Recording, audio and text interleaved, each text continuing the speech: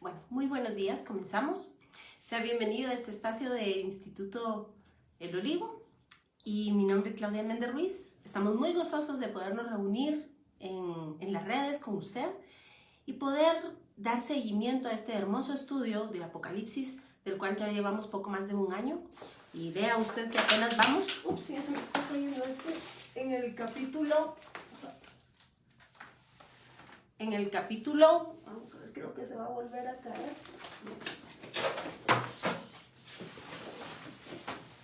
Le decía que apenas vamos en el capítulo 4, pero ha sido verdaderamente un paseo por las escrituras absolutamente hermoso desde Génesis hasta Apocalipsis.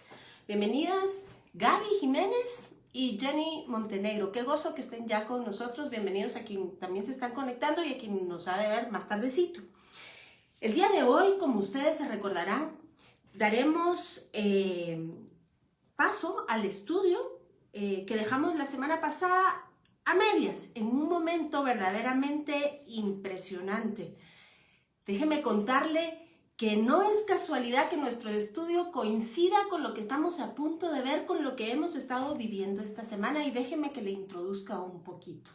Si usted el día de ayer se conectó con nosotros, hicimos una breve pausa en el estudio de Hebreos y entonces pudimos platicar acerca del calendario hebreo. Ustedes recordarán, lo hemos dicho en este estudio muchas veces, que hay dos tipos de calendario, el religioso y el civil. Pues bien, déjeme contarle que estamos a punto de terminar un año. Este es el último mes, el mes de Elul, y entonces dará inicio el nuevo año judío, el 5781, a partir del sexto día de la creación, es la cuenta, y se denomina el calendario civil. Pero además hay otro calendario que está descrito y que da inicio en Éxodo 12, y es el calendario religioso. Y de este es del que quiero que hagamos especial énfasis el día de hoy, porque estamos estudiando precisamente un libro profético. Bienvenido, Noé, qué gozo que estés con nosotros desde Costa Rica. Y Chely Alonso también, bienvenida. Así que ponga mucha atención, porque seguramente lo que usted verá el día de hoy le va a impresionar gratamente y espero que toque su corazón como toca el mío. Déjeme contarle que a la caída del sol este día viernes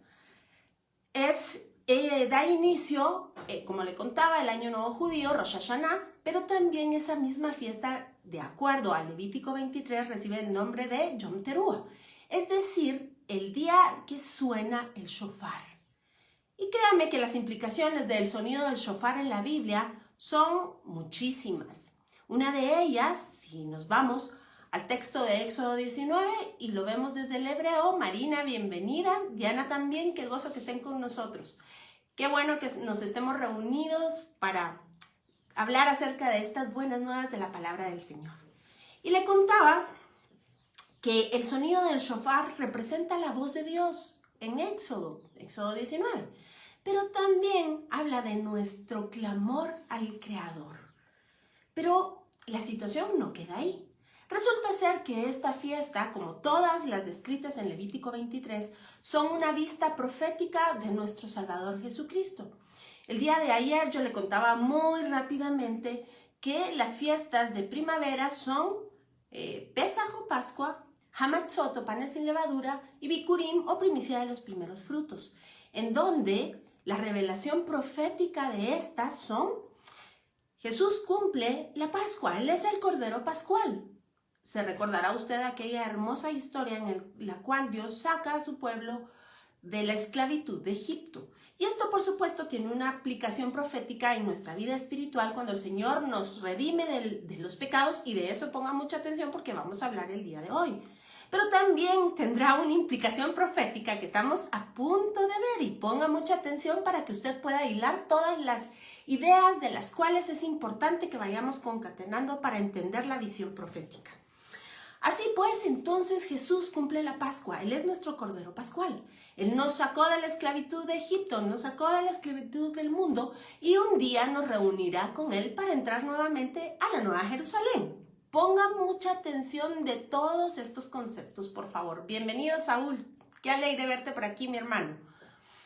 Así que La primera fiesta habla del sonido del shofar. Ese sonido, Vicente, qué alegre desde México, un abrazo fuerte, mi hermano querido.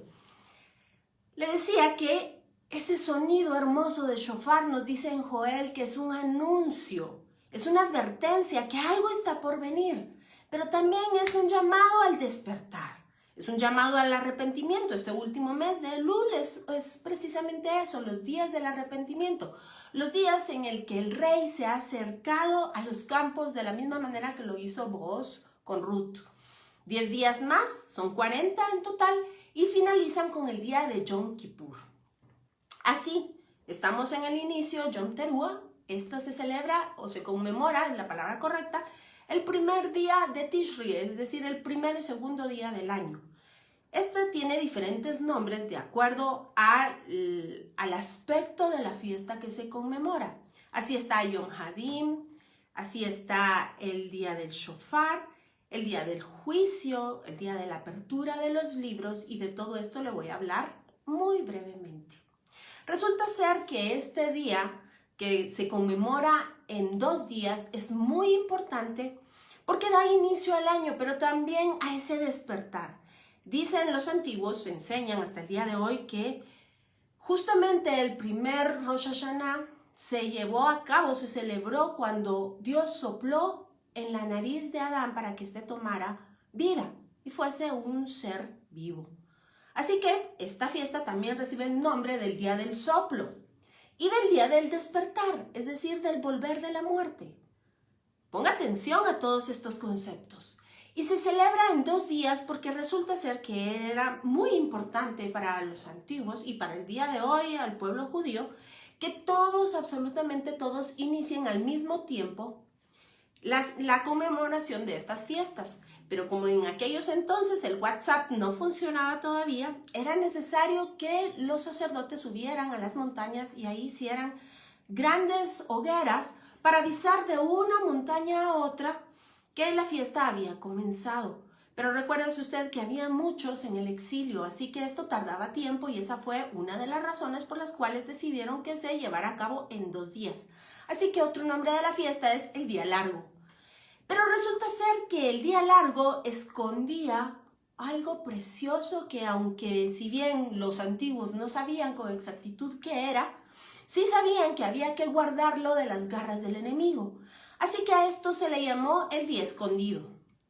Y para ponerle el nombre exacto traducido del hebreo, más allá del día escondido se llama el día que nadie sabe la hora. Ni el día ni la hora. ¿Se recuerda usted? Este es un texto que está registrado en Mateo 24 y que Jesús mismo lo dice. Cuando los apóstoles le dicen, explícanos acerca de los últimos días, de la Harei Hayamim, los últimos días. Y el Señor les dice, es que nadie sabe el día ni la hora. Y déjeme contarle que, contrario a lo que se predica en los púlpitos tan erróneamente, cuando Jesús dice, ¿por qué nadie sabe el día ni la hora?, está señalando precisamente un día en el calendario religioso, en el calendario hebreo religioso, es decir, el día de la fiesta de Yom Teruah. Y le repito, ese día comienza este viernes al caer la noche. Acuérdese usted que el primer capítulo de Génesis nos dice que los días están contados empezando a la caída del sol y termina a la siguiente caída del sol. Y esto es, vea usted las figuras hermosas que el Señor utiliza, porque lo rescató todo de las tinieblas y lo hizo nuevo. Y así dice el Salmo 37, nuestra justicia resplandecerá como la luz y nuestro derecho como el mediodía. Por supuesto se refiere a Jesucristo. Bienvenida mi querida Claudita Toledo. Qué alegre que estés con nosotros acompañándonos. Así, poniéndonos en contexto, déjeme contarle que justamente también en esta fiesta se celebra el Natsal. Es decir, cuando la novia es tomada en brazos.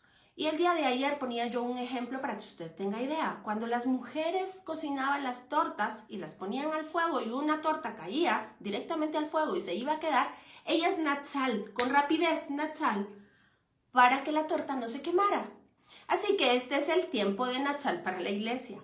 Es una sombra que habla de un tiempo precioso en el cual el Señor nos va a juntar.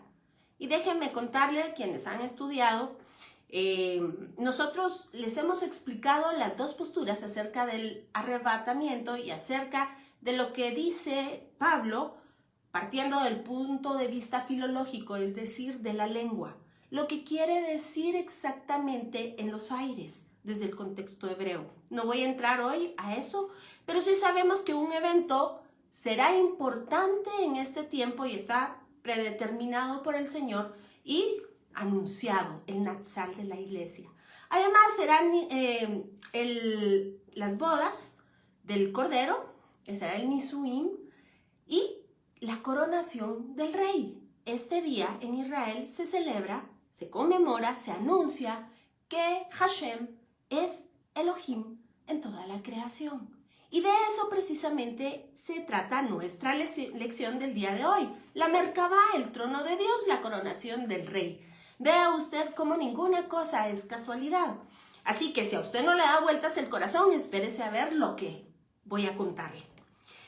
Resulta ser que este es el día primero y el día 2, el día escondido, el día que nadie sabe el día ni la hora, así llamado.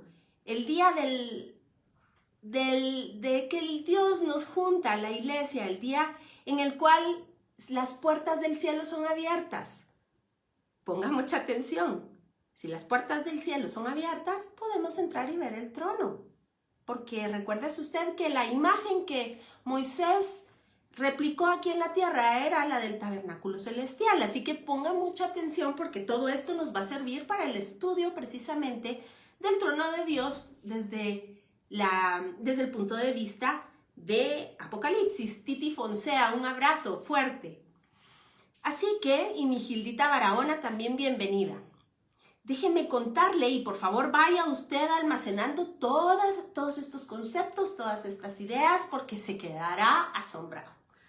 Así que también es el día en el cual se abren los libros y todos aquellos que hemos sido lavados con la sangre del Cordero, ponga mucha atención, lavados con la sangre del Cordero, encontraremos ahí nuestro nombre escrito. Y entonces nos dejarán, por supuesto, entrar a esas bodas. Somos parte de esas bodas, somos la novia. Pero más allá de eso, resulta ser que la novia ha sido hermoseada en todo este tiempo de Lul y un tiempo más. Pero fíjese que se le serán entregadas las coronas que habla Apocalipsis, que son como el premio por esas buenas obras que usted y yo sabemos que fueron creadas por nuestro Señor de antemano. Es decir, de las cuales nosotros pues únicamente obedecemos para caminar en ellas, dice la palabra, es decir, hacer ekev. Esto es tobillo. Eso quiere decir caminar en el Espíritu. Las huellas que Jesucristo ha dejado, nosotros las seguimos y nuestro pie casa exactamente en esas huellas, como las huellas de la arena del mar. Esa es la figura exacta. Eso es ekev, eso quiere decir caminar en el Espíritu. No crea usted que quiere decir tirarse al suelo y revolcarse y pegar gritos y saltar, para nada. Desde el contexto bíblico, ekev, caminar en el Espíritu, quiere decir seguir las huellas del Mesías. Así que usted y yo, ekev, detrás de nuestro Mesías. Y entonces nos serán entregadas esas coronas que posteriormente, dice Apocalipsis, serán puestas a los pies del Cordero de Dios, del Rey de Reyes, del Señor de Señores. Y justamente la bendición que entre el pueblo hebreo se dice para estas fiestas es que seas hallado inscrito en el libro de la vida. Vea usted cómo todo el Antiguo Testamento habla de lo que usted y yo ya conocemos, de lo que por misericordia nos ha sido revelado. Así que esa es la primera fiesta de otoño. Estamos próximos, como lo repito, a verla comenzar a la caída del sol este día viernes. Pero luego el día 10, y todo esto que le estoy contando está en Levítico 23. Usted, por favor, léalo en casa. Así que el día 10 hay otra fiesta que es una fiesta verdaderamente solemne. Se acostumbra a vestirse de blanco y a ayunar absolutamente de todo. Es la fiesta de la expiación de Israel. Usted y yo sabemos que hemos sido expiados por la sangre del Cordero. Ese es el día precisamente de expiación o Yom HaKippurim. Pero además, Pablo nos da una extensa explicación acerca de cómo seremos transformados. Usted y yo ya hicimos un estudio acerca de esas vestiduras y déjeme decirle que yo fui la más sorprendida cuando encontramos todos aquellos datos hermosos acerca del lino. Así que seremos revestidos nuevamente de esa luz que perdimos en Génesis, ¿se recuerda? Con el pecado. Todo esto son claras prefiguraciones, hermosas prefiguraciones de la obra de nuestro Mesías. Y posteriormente, 5 días después, es decir, el día 15, cuando la luna en Israel está a todo lo que da, empieza por 7 días la celebración de Sukkot. Y esto recuerda los tabernáculos en el desierto, como el pueblo salió de Egipto y tabernaculizó en todo el desierto. Pero ¿sabe? Más allá de eso, hay una alusión hermosa acerca del que es el tabernáculo. Y de esto me parece, creo que ya la publiqué, una gotita de miel, que habla precisamente, salga del tálamo, de su aposento el novio, del tálamo la novia, y habla precisamente de cómo Juan nos explica en el versículo 14 del primer capítulo que Jesús, cuando se traduce al español, tabernaculizó. La palabra que se utiliza ahí es la misma que habla del tabernáculo en el desierto. Así que Jesús es ese tabernáculo del cual usted y yo estamos aprendiendo en Apocalipsis. Vea cómo la palabra es absolutamente la misma y ninguna se contradice. Y el día de hoy encontraremos todos esos aspectos que aún nos quedamos como cabos sueltos acerca del trono hermoso de Dios, de la misericordia de Dios. Así que por 7 días se celebra esta fiesta que es la fiesta de la luz, la fiesta del agua. Hay mucha libación, se derrama agua y se derrama vino, por supuesto sobre el altar, como una prefiguración de aquel momento en el cual un soldado romano atravesó el costado de nuestro Señor Jesucristo y de él brotó agua y vino. Y así yo podría contarle muchas prefiguraciones, y déjeme contarle que ya está a la venta en Amazon mi primer libro que habla precisamente de las primeras fiestas de Santa Convocación y el cumplimiento en Jesucristo, y este se llama De Tiempos y Sazones.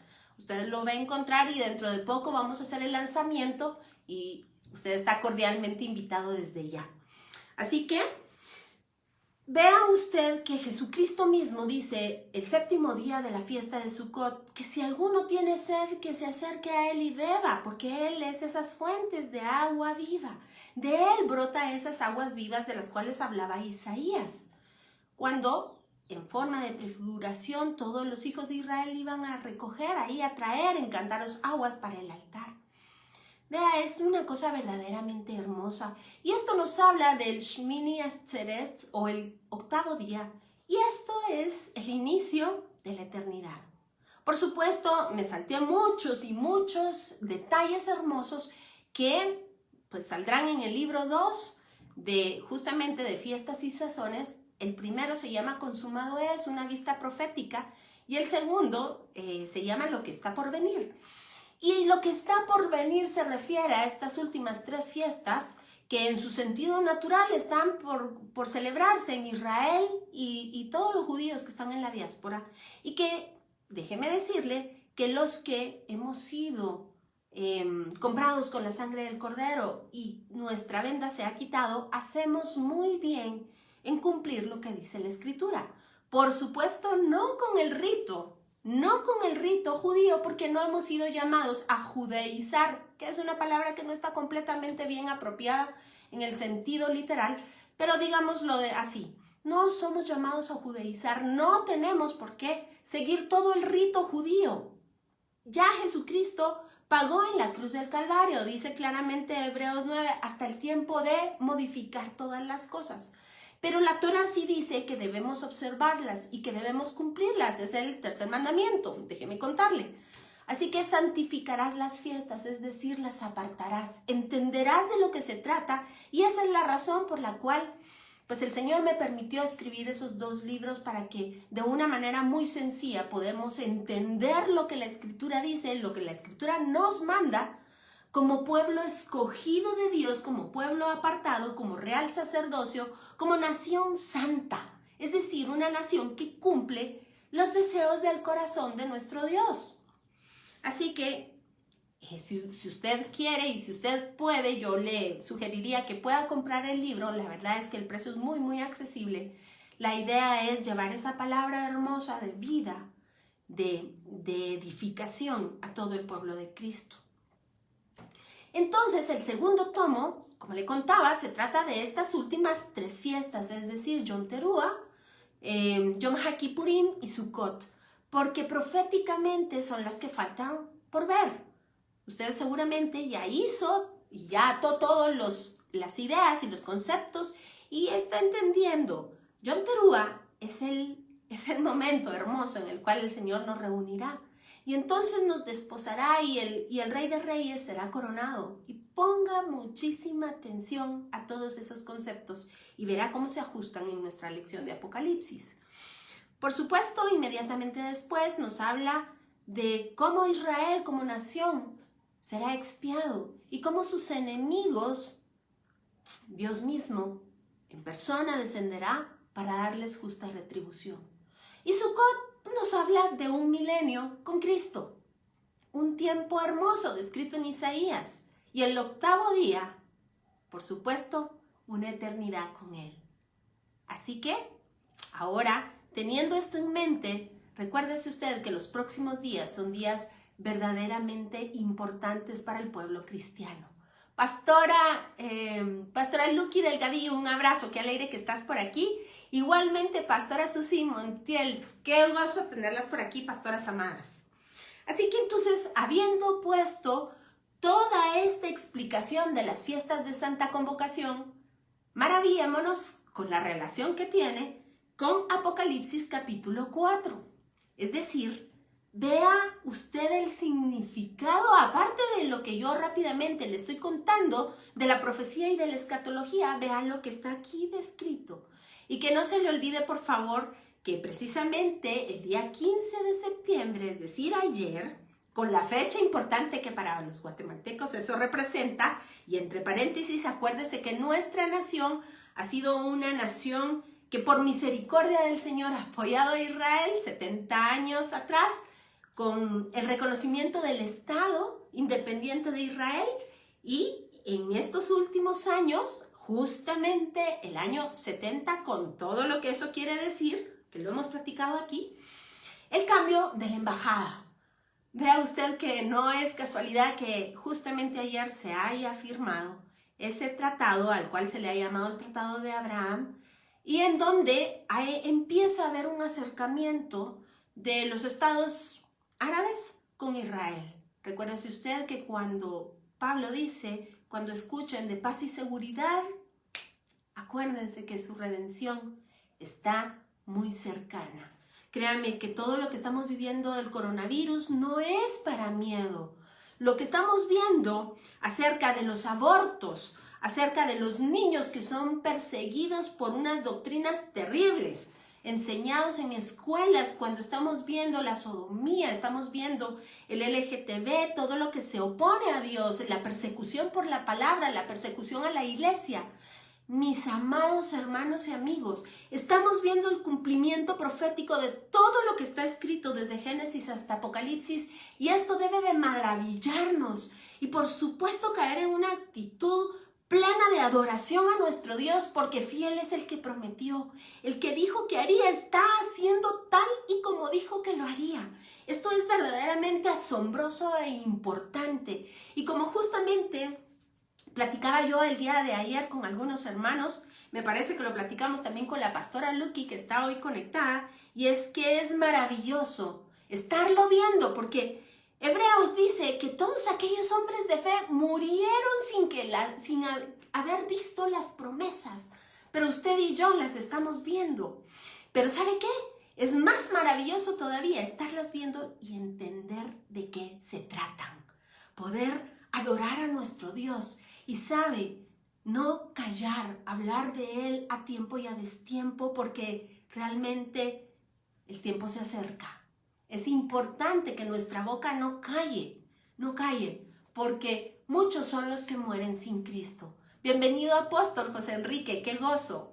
Marina, qué bueno que estés con nosotros. Así que, por favor, acompáñenme después de este preámbulo que me llevé media hora para ponernos en contexto de lo que hemos estado hablando, y es acerca de la Merkabah, del Kiseh de Malká, el trono de Dios. Véngase conmigo, por favor, sígame con la lectura. En mi caso, utilizo Reina Valera. Usted, por favor, utilice la versión que le sea más cómodo. Y sígame, entonces, con lo que vamos a leer.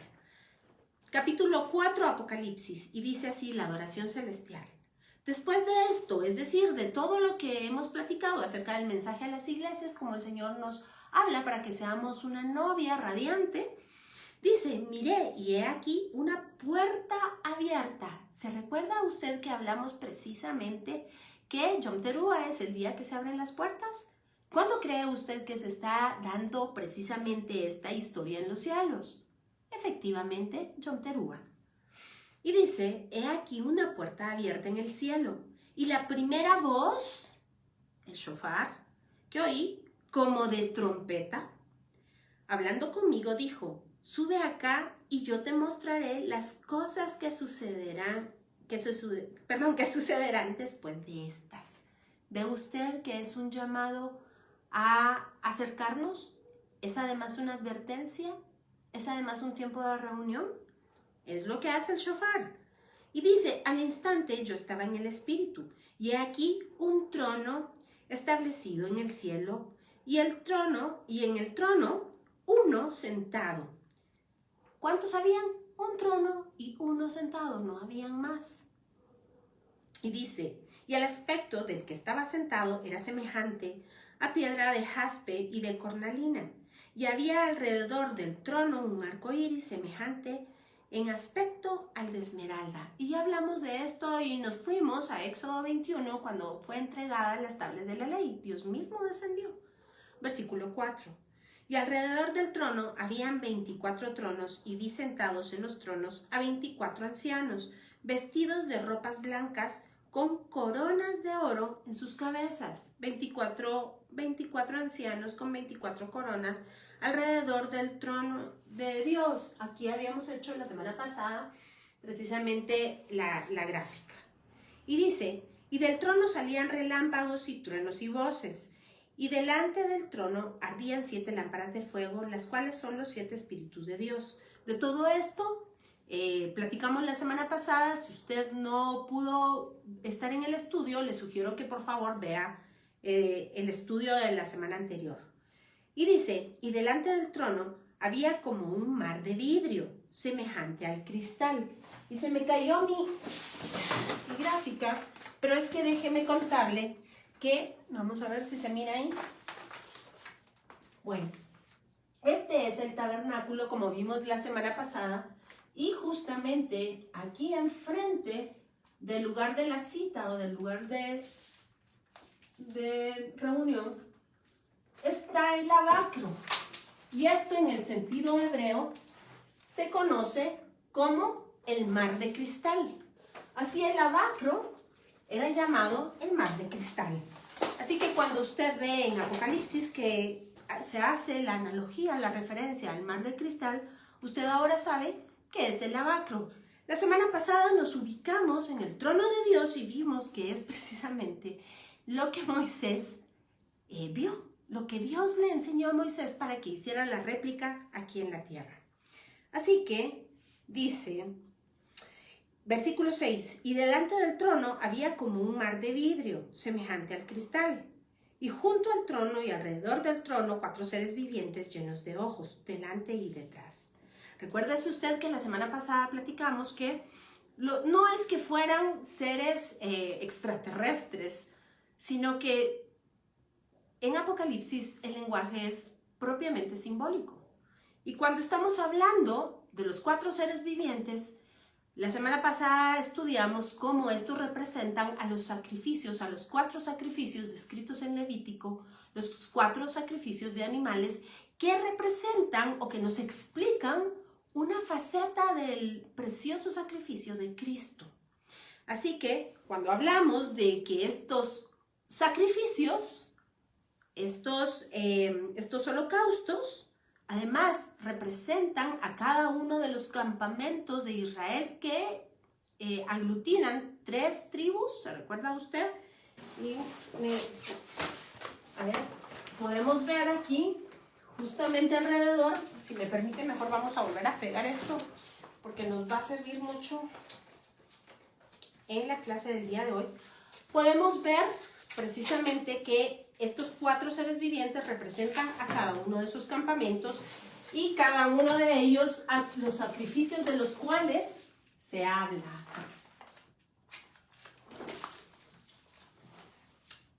Muy bien. Bueno, vamos a ver si me aguanta ahí. Creo que es debido a la humedad que no pega.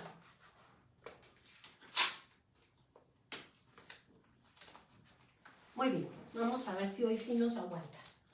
Bueno, pues le decía entonces que cada uno de esos seres vivientes representan a cada uno de los campamentos, es decir, 4.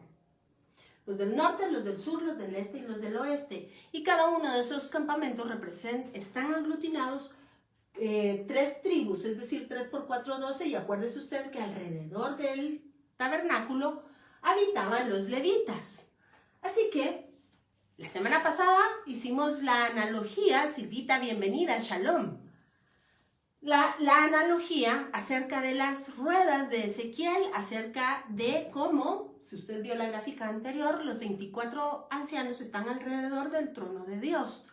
Y luego siguen los 4 seres vivientes llenos de ojos. Y aquí quiero hacer énfasis un momento.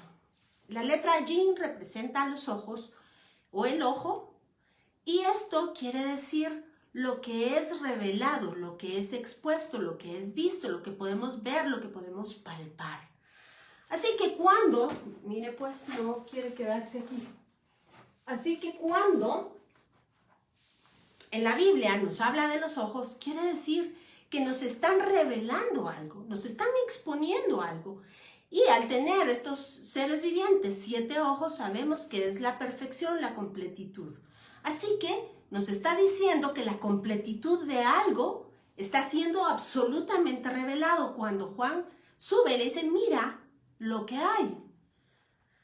Si estamos hablando en términos simbólicos y hemos dicho que estos animales, estos seres vivientes llenos de ojos representan a los 4 campamentos, pero que además cada uno de ellos representa también a los sacrificios, porque recuérdese usted que la semana pasada hablamos que ellos son la maximización de los sacrificios que habían sido descritos en Levítico. Así, déjeme enumerarle.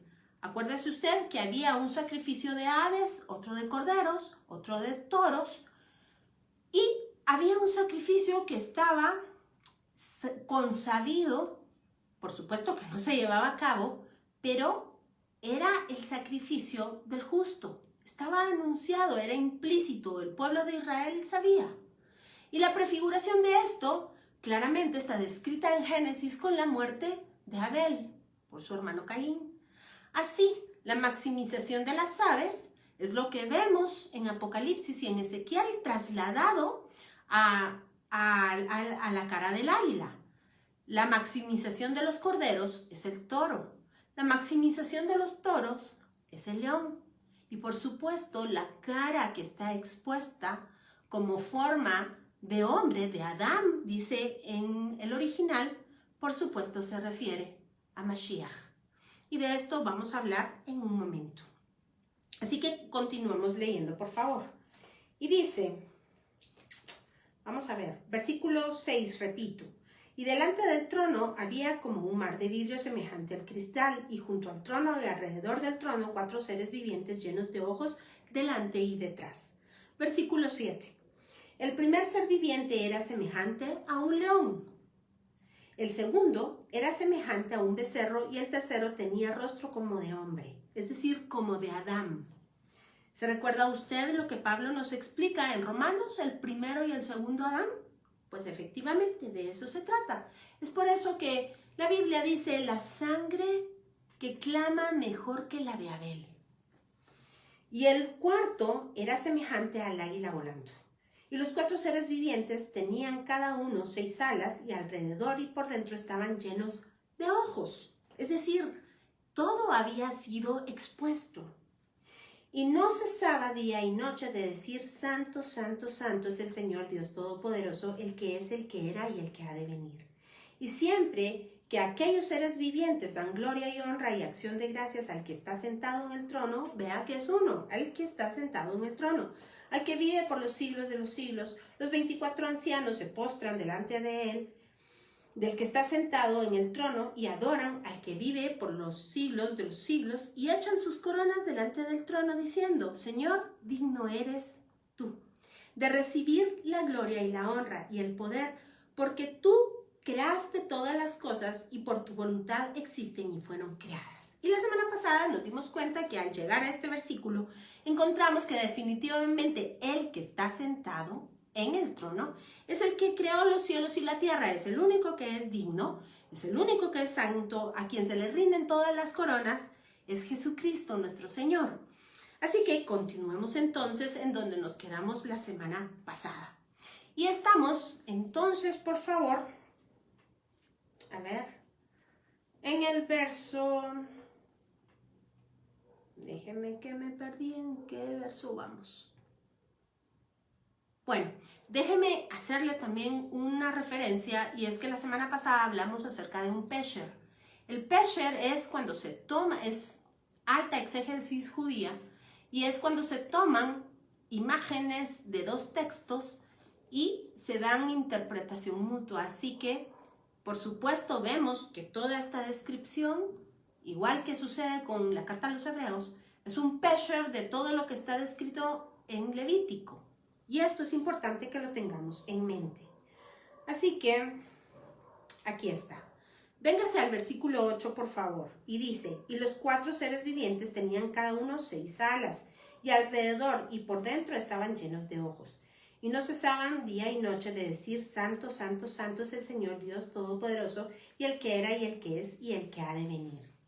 Pero, antes de irnos por allá, quiero hacerle ver algo que es verdaderamente importante.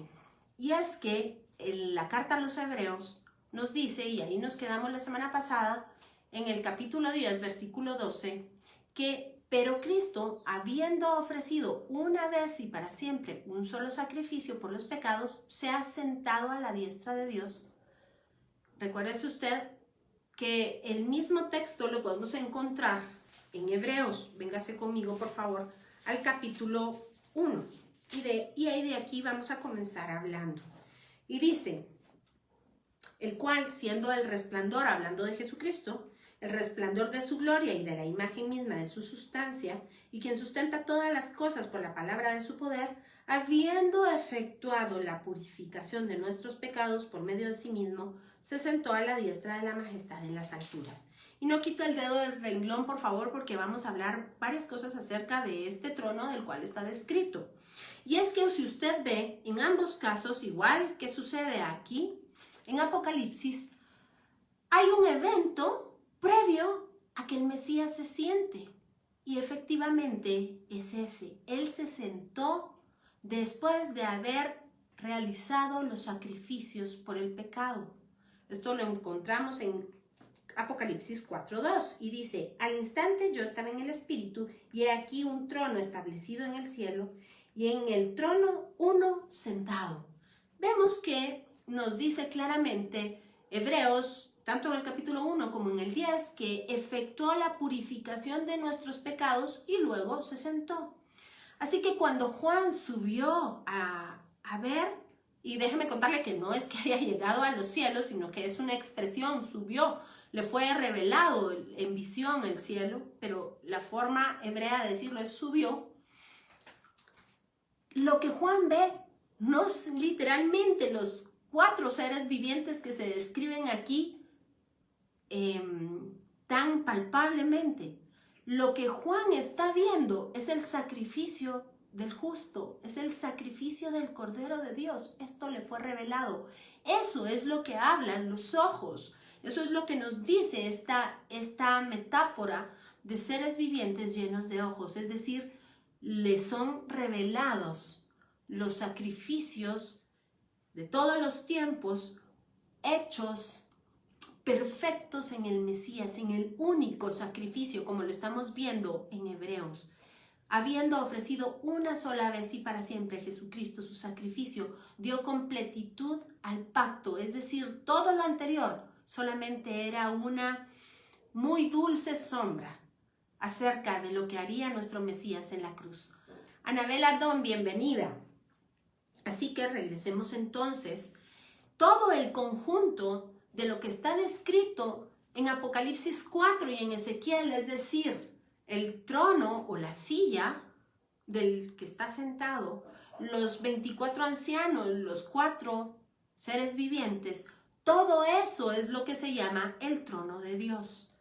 Eso en el hebreo, todo ese conjunto se llama la Merkabah, en el hebreo.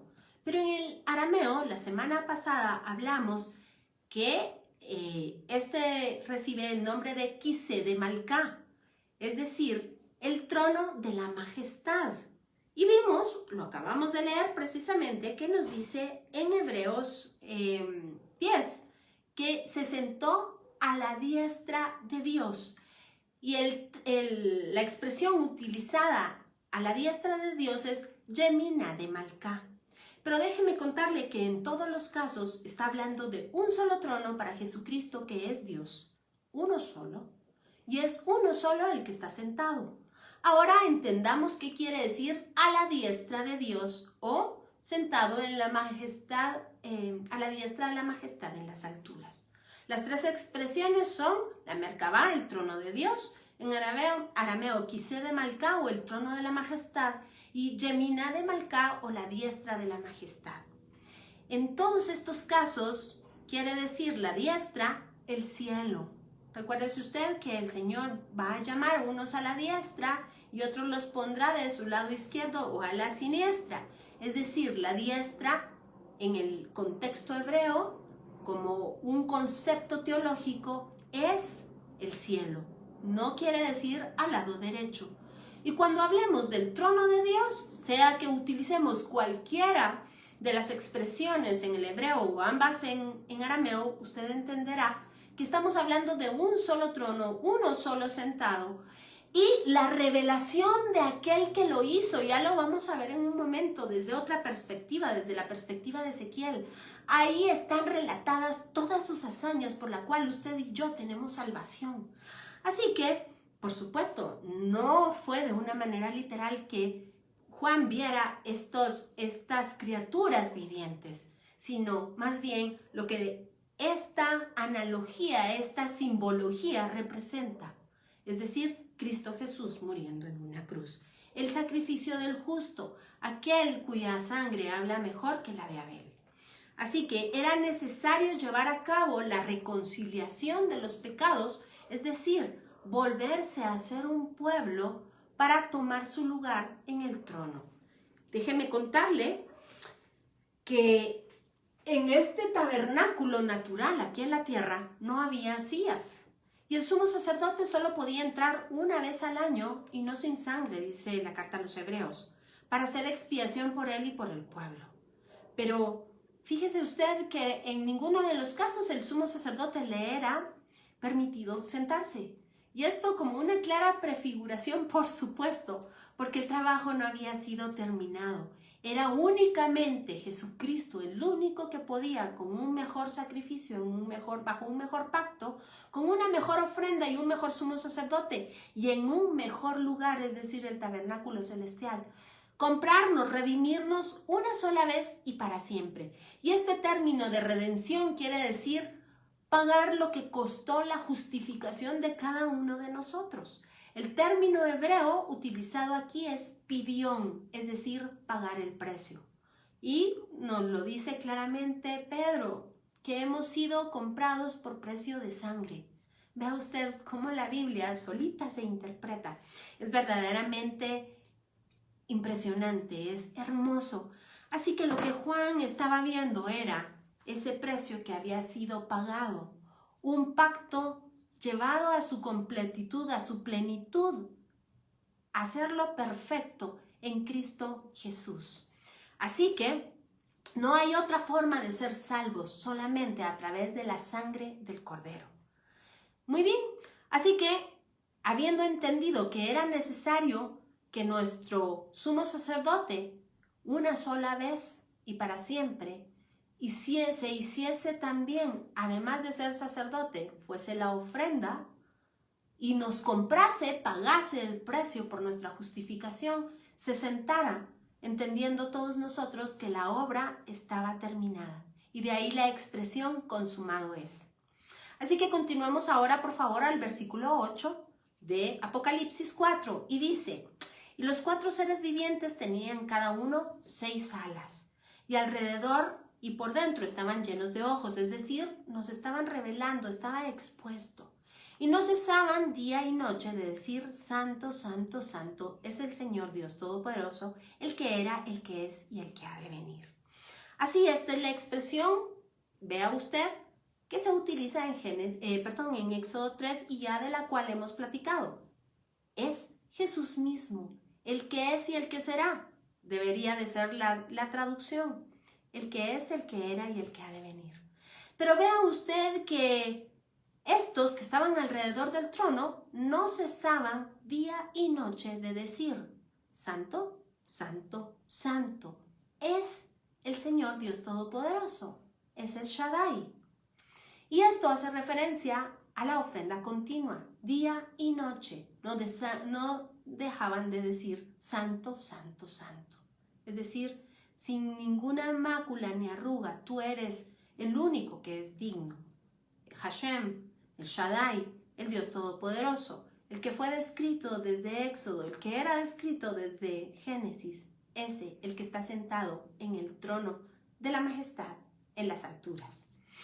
Así que veamos que precisamente, véngase conmigo a Hebreos 12 y vamos a leer. Y dice, considerad a aquel que sufrió tal condición de pecadores contra sí mismo, para que vuestro ánimo no se canse hasta desmayar. Así que dice, porque aún no habéis resistido hasta la sangre combatiendo contra el pecado, pero él sí. Así que es importante, vamos a ver.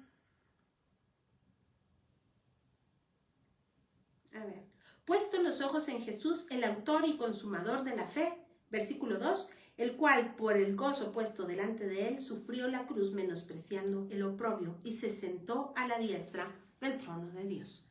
Así que vemos que la razón por la cual el Señor primeramente cumplió todos los sacrificios, por decirlo de una manera metafórica, ¿verdad? Cumplió un sacrificio descrito de distintas maneras, tal y como lo hemos platicado, a manera de las facetas de un diamante en Levítico. Esas son las muchas misericordias del Mesías, si usted se recuerda de lo que estamos hablando. Por un único sacrificio puesto delante de nosotros para que nos aferremos a él como el ancla que penetra hasta después del velo, y vea usted que el velo se rompió en dos y de eso vamos a hablar en un momento. Pero también él, por el gozo puesto delante de él, es decir, usted y yo, él menospreció el oprobio y soportó la cruz y se sentó a la diestra de la majestad en las alturas. Esto quiere decir en el trono, en su trono, en los cielos. Así que ahora vamos a hablar acerca de los querubines, porque dice acá que había unos, además de los seres vivientes, de estos que estaban llenos de ojos. ¿Sabe qué? Vamos a irnos, por favor, vamos por favor a Ezequiel, y ahí vamos a abordar el tema de los querubines.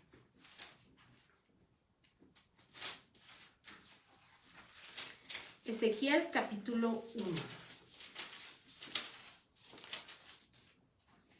Y dice: aconteció en el año 30, en el mes cuarto, a los 5 días del mes, que estando yo en medio de los cautivos junto al río Quebar, los cielos se abrieron y vi visiones de Dios. En el 5.º año de la deportación del rey Joaquín, a los 5 días del mes, vino palabra de Jehová al sacerdote Ezequías, hijo de Buzi, en la tierra de los caldeos junto al río Quebar, vino ahí sobre él la mano de Jehová. Y miré, y he aquí que venía del norte un viento tempestuoso, y una gran nube con un fuego envolvente, y alrededor de él un resplandor, y en medio del fuego algo que parecía como bronce refulgente, y en medio de ella la figura de 4 seres vivientes, y eran su apariencia, y esta era su apariencia. Había en ellos semejanza de hombre. Cada uno tenía 4 caras, y los pies de ellos eran derechos, y la planta de sus pies como planta de pie de becerro, y centelleaban a manera de bronce muy bruñido. Debajo de sus alas, a sus 4 lados, tenían manos de hombre, y sus caras y sus alas por los 4 lados. Con las alas se juntaban el uno del otro, y no se volvían cuando andaban, sino que cada uno caminaba derecho hacia adelante. Y el aspecto de sus caras era cara de hombre y cara de león al lado derecho de los 4, y cara de buey a la izquierda, y en los 4 asimismo había en los 4 cara de águila. Así eran sus caras, y tenían sus alas extendidas por encima cada uno, 2 de las cuales se juntaban, y las otras 2 cubrían sus cuerpos. Y cada uno caminaba derecho hacia adelante, hacia donde el espíritu les movía que anduviesen, andaban. Así que vemos que aquí se une o se adhiere un elemento más, y es que es precisamente las alas.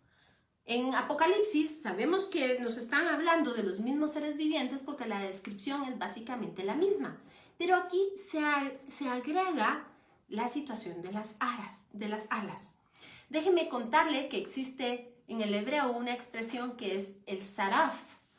De aquí, como usted ya lo habrá entendido, se deriva el término serafín. Saraf es la expresión máxima de la santidad de Dios. Él, Jesús, es el saraf. Y pongan mucha atención porque esto es verdaderamente asombroso y admirable. Jesús es el saraf, es la expresión de la gloria de Dios, de la santidad de Dios. Él es el santo. ¿Se recuerdan lo que cantaban los seres estos? Santo, santo, santo, porque Él es saraf. Y de aquí el término, le repito, serafín. Son los seres, de acuerdo al Antiguo Testamento, que tenían estaban más cerca de la santidad de Dios. La raíz de esta palabra quiere decir arder como fuego. Así que acuérdese usted que la palabra nos dice que Dios es fuego consumidor. Pero también es el Dios de ese fuego que no consume, porque lo vimos allá en Éxodo 3, justamente cuando le fue revelado el nombre a Moisés. Así que el Señor es fuego. Y los serafines también son fuego. Así que recuérdese usted allá en el texto de Génesis que cuando a causa de la murmuración de los hijos de Israel en el desierto, empezó a haber gran mortandad. ¿Se recuerdan? Y ahí lo describen algunas versiones como picaduras de alacranes. Pero el término que Dios utiliza para explicarle a Moisés y le da una visión de lo que habría de hacer y debería de ponerlo justamente en un asta. Y le dice Dios a Moisés que debe hacer un saraf. Pero ahí está. Muy bien. Disculpe que siempre tenemos alguna interrupción. Gracias por no irse. Pues Moisés precisamente hace una serpiente y la cuelga en un madero. Vea usted. ¿Qué quiere decir todo esto? Para entender esto, debemos de leer Juan 3, 13, 15. Y dice, nadie ha subido al cielo, sino el que bajó del cielo, es decir, el Hijo del Hombre, que está en el cielo. Vea usted, nadie bajó, nadie subió, solo el que bajó, es decir, el Hijo del Hombre que está en el cielo, pero está con ellos. Y como Moisés levantó a la serpiente en el desierto, y esto para que al verlo aquellos que habían sido picados no murieran, sino que fueran sanados, dice, así es necesario que sea levantado el Hijo del Hombre, para que todo aquel que cree tenga en él vida eterna. Así que, déjeme contarle que lo que Moisés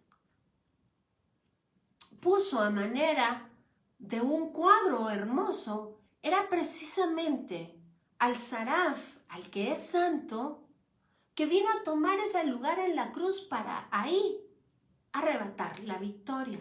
Y entonces dice Pablo que él colgó en esa cruz a Satanás y a todos sus secuaces y los expuso públicamente. Vea usted qué cosa más hermosa. Así que cuando los hijos de Israel veían esa representación, no estaban viendo una serpiente puesta en un poste. Estaban viendo allá en el Aharei Hayamim, en los postreros días, al Hijo del Hombre colgado en esa cruz. Y todo esto es lo que le fue revelado a Juan cuando le dice, esa voz que escuchó, ese shofar, ven y sube y mira. Es decir, mira cómo nuestro Mesías murió colgado en una cruz a causa de pagar el precio por tu justificación, por tu redención, por tu salvación, por hacerte un pueblo santo, una nación apartada, un real sacerdocio. ¿Se recuerda que hemos hablado de esto en Éxodo 19? Ese es el pacto que el Señor le ofreció a Abraham. Ciertamente te volveré a injertar en mí, te traeré, te haré hijo, te volveré a adoptar, pero no solamente te pondré un apellido, te daré de mi propia naturaleza. Serás hecho a mi imagen y mi semejanza. Volverás a tener esa naturaleza de la cual yo te doté a ti en el paraíso. Vea usted, esto es una cosa hermosa. Así que cuando Juan sube, ve precisamente este pacto del Corbán. Hemos platicado acerca de ese Corbán. Hemos platicado que es el cuerpo del sacrificio partido en dos, tal y como está descrito en Génesis 15. ¿Se recuerda usted cuando Abraham pone en el altar del sacrificio los animales partidos en dos y es una llama que camina, fuego, en medio de los cuerpos sacrificados en forma de 8, justamente hablándonos de ese pacto eterno, la redención eterna, Shmini Atzeret? ¿Se recuerda que se lo conté? El 8º día, el reinicio, cuando otra vez seamos llevados a esa nueva Jerusalén, a ese Génesis, cuando dice ella en el principio, cuando los cielos y la tierra sean hechos nuevos, y por supuesto nuevos en el entendimiento hebreo. No quiere decir que el Señor agarre y tire a la basura lo que hizo, sino quiere decir que lo va a volver a redimir y llevarlo a la estatura que Él planificó. ¿Por qué hizo todo esto? Ya usted lo verá. Vamos a caminar hasta ahí y usted verá qué es lo que sucede. Así que cuando se habla de las alas de estos seres vivientes, usted ve que con unas se tapan el rostro, otras el cuerpo y con otras vuelan. Y esto habla de algo que nos hace mucha falta a la iglesia cristiana y es la reverencia. Todo, absolutamente todo lo que hay en los cielos y en la tierra se sujetan al único y verdadero Dios. Todos debemos de caer con total reverencia delante del Rey de Reyes y Señor de Señores. Él es Dios. Y déjeme contarle que en el pueblo hebreo, en el pueblo judío, esto es un punto verdaderamente importante, la reverencia. Sabemos que Dios nos ama con el corazón, murió en una cruz. Y le leí en Hebreos que dice que menospreció el oprobio a causa nuestra. Pero Él no deja de ser Dios. Él es Dios el que sostiene todas las cosas con la palabra de su poder, el que mantiene el universo en la palma de su mano. Ese es nuestro Padre. Y bien hacemos en tenerle confianza y cariño y estima y poder entrar delante del trono de la gracia para hallar gracia y misericordia y el oportuno socorro. Y como dice, entramos confiadamente, dice Hebreos. Pero ¿sabe qué?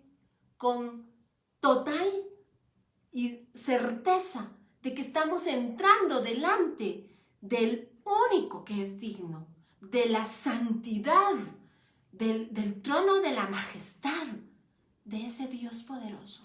Déjeme contarle que los hebreos ni siquiera ponen su Tanaj, su Biblia, en una silla, porque ellos saben que esa es palabra del Dios vivo. No la ponen en cualquier lugar, no la ponen en el suelo o en cualquier lugar. ¿Qué hacemos nosotros los cristianos?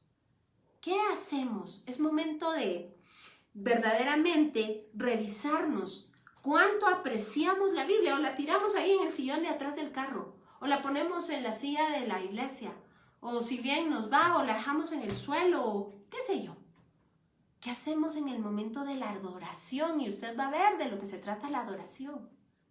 ¿Qué hacemos cuando nos rendimos delante del Señor, cuando estamos en su presencia y oramos? ¿Verdaderamente nos damos cuenta que estamos delante del magnífico, poderoso, sublime, eterno Dios? Esto es una cosa verdaderamente tremenda. Así que véngase conmigo nuevamente a Apocalipsis 4:7 y dice, el primer ser viviente, a ver, creo que tengo confundida aquí la cita. Sí, creo que la tengo confundida. Pero dice que los 4 seres vivientes es en el 8. Y dice así, y los 4 seres vivientes tenían cada uno 6 alas. Habla de reverencia, habla de nuestra sujeción a la santidad, de nuestro esfuerzo por parecernos cada día a Él. Y alrededor y por dentro estaban llenos de ojos y no cesaban día y noche de decir, Santo, Santo, Santo es el Señor Dios Todopoderoso, el Shaddai, el que es, el que era, el que es y el que ha de venir.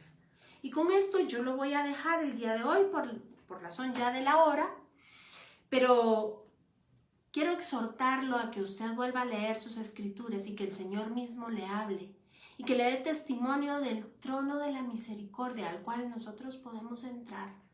La próxima semana, si el Señor nos lo permite, porque créame que estamos en momentos verdaderamente importantes en la historia de salvación.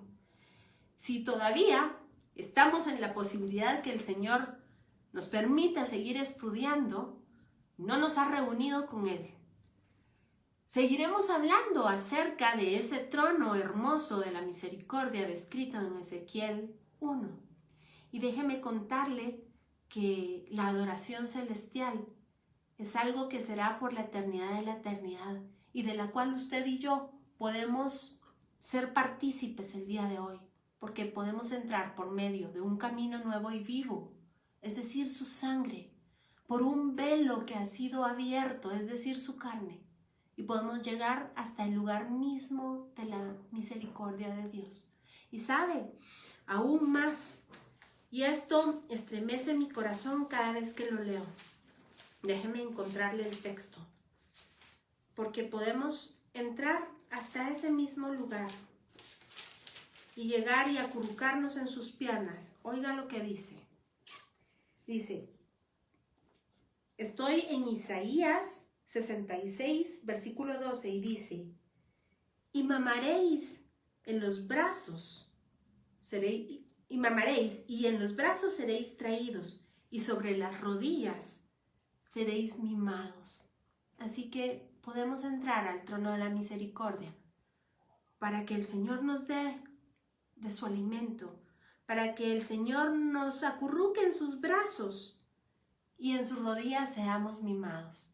Así que espero que la palabra de Dios conmueva su corazón y que cause en usted un fuego de quererle conocer cada día más, un fuego de querer habitar en su presencia, porque nos es permitido ya a través de la sangre del Cordero. Y que nos suelte sus escrituras y que verdaderamente sean un manjar para su vida, que sean más dulce que la miel. Así que la invitación para la próxima semana, estaremos platicando a la luz de Ezequiel 1 acerca de ese trono impresionante al cual ahora tenemos acceso.